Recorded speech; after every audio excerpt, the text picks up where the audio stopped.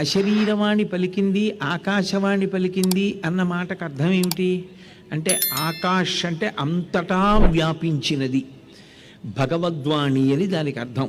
భగవంతుని యొక్క వాణికి శరీరముతో సంబంధం లేదు.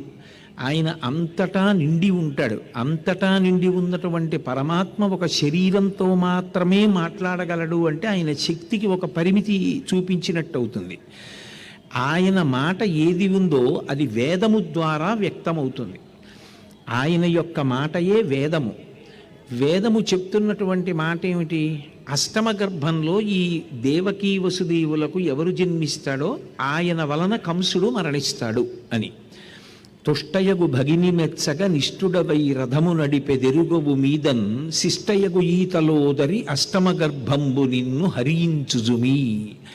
మాట వేయడంలో కూడా పోతన గారు ఎంత అందంగా తీసుకొచ్చారంటే తలోదరి అన్నారు. తలోదరి అంటే అసలు పైకి కడుపు కనపడదు, లోపలికి ఎక్కడికో అణగారిపోయినట్టుగా ఉంటుంది, కానీ ఆమె 8 బిడ్డల్ని కంటుంది అని.